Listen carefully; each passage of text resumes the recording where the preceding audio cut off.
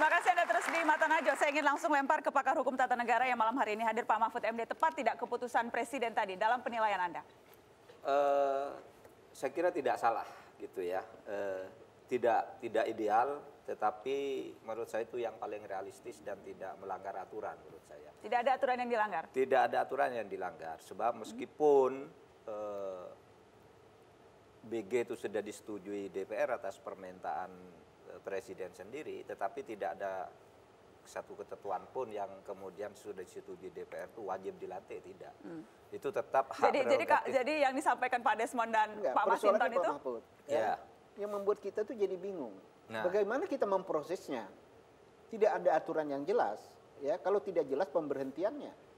Ini kan yang membuat. Ya kan memang belum ada kepresnya. Jadi begini, saya kira Presiden sudah menyatakan akan segera mengajukan. Hari ini saya mengajukan, cuma suratnya belum mengajukan ke DPR suratnya. Saya kira langsung di situ disebutkan.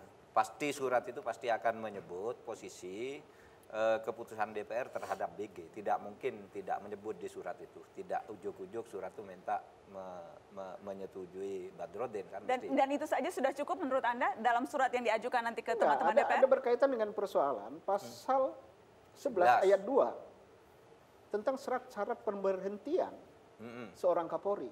Sebenarnya dalam kasus Pak Tarman ini kan tidak benar pemberhentian Pak Tarman itu. Ya, ya. Nah ini terulang lagi. Ada perdebatan gitu. Kalau ini kan belum diangkat. Beda dengan Pak Tarman. Maksud saya gitu Pak. Bagaimana kita memproses kalau dasarnya adalah nanti pemberhentian yang nongol.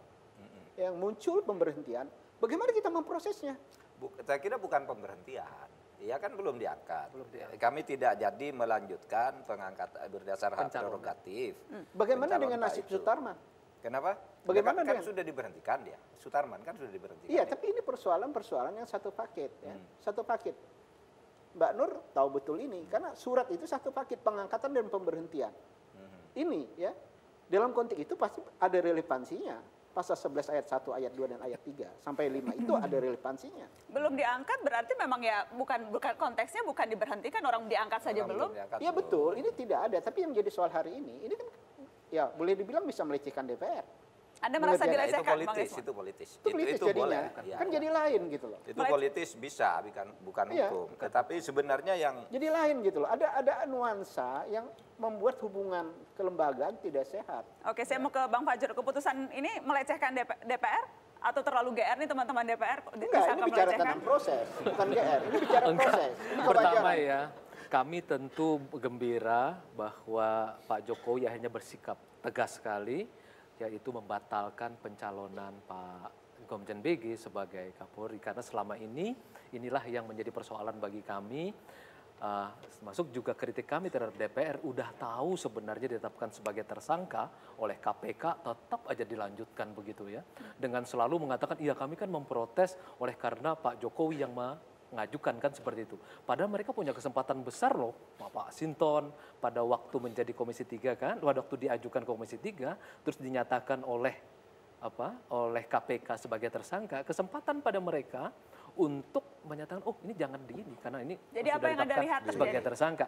Itu saja sudah jadi masalah. Bahkan di dalam ketika itu juga paripurna. Makanya waktu itu juga inilah kita yang Pak Fajrul agak susah. Apa itu? Ya, kalau Pak Mahfud pernah di DPR, Mbak Nur pernah di DPR. Ya. Kalau tanpa ditarik Presiden, agak susah bagi kami dasarnya untuk menghentikan. Gitu loh. Enggak, ini betul. Begini ya. Tapi itu fatsun politik. Ya, begini Bu. Bagaimana kita menghentikan tadi ya, Presiden tidak menarik? Bung, enggak, tadi Mas Sinton mengatakan kita patuh pada peraturan perundang-undangan. Oke, kita ambil saja itu peraturan perundang-undangan. Patuhnya. Anda bisa bilang, ambil aja TAP MPR tuh nomor 6, nomor 8, jelas dikatakan di sana tentang tentang KKN dan kemudian tentang etika bernegara. Anda patuh kan terhadap peraturan undang-undangan? Loh, Anda bisa lihat TAP MPR itu tinggi di atas undang-undang kok. Ajas praduga tak bersalah. Itu kan tetap kita dalam tidak bersalah tidak bisa dan ternyata putusan pra peradilan itu kan juga mengabulkan. Tapi itu juga ini soal gugatan pemberantasan korupsi. Itu yang pesan yang harus tetap disampaikan oleh DPR sebagai pendukung KPK, kita tetap mitra kerja ajas praduga KPK. Tak bersalah tadi, Ibu. gugatan pra peradilan yang diajukan Pak Budi Gunawan ternyata dikabulkan hakim tuh status Ya, tersangkanya. tapi kan itu tidak itu, mengatakan bahwa Najat. perbuatannya dalam tanda petik Oke, itu yang urusan diduga personalnya. kepada Pak BG itu lalu dibatalkan oleh Hakim Syarifin, kan tidak. Iya, itu urusan personal dia dalam konteks kasus hukum ininya. Tapi dalam prosesnya kita harus tetap memproses itu. Tapi di yang pada- pasti, bagi saya yang pasti Kembali ke- ini ada pembiaran ya oleh presiden. Ya, ada pembiaran oleh presiden. Ya, kalau saya lihat ini yang melemahkan ini siapa? Pembiaran ini presiden yang melemahkan. Jadi Jokowi inilah yang melemahkan proses penegakan hukum dan Dengan apa? korupsi. Dengan menunda-nunda nggak jelas. Dan hari ini sudah dikeluarkan keputusan? Ya kalau ditetapkan tersangka Budi Gunawan sore hari, besoknya kita tidak akan proses, dicabut Budi Gunawan, selesai. Tidak seperti sekarang juga, menunggu putusan peradilan, pra-peradilan. Ya, tapi kita lihat ke depan aja. Ini persoalan. Saya kira kita lihat ke depan ya. Kita melihat bahwa objektif kondisi hari ini ya. secara politik memang Ibu, sesuatu yang kalau tadi menarik. misalnya Oh, bahwa sorry, ini bukan melecehkan bicara DPR, Anda politik. sependapat itu Ini melecehkan bukan DPR? bicara politik, ini bicara tentang hukum. Enggak, tapi itu yang ingin saya kemukakan bahwa secara politik itu ada hal yang menarik bahwa Pak Jokowi mengabaikan putusan pengadilan, mengabaikan DPR, mengabaikan para sponsornya BG, pembisik, dan saya kira lebih memperhatikan suara rakyat. Ya.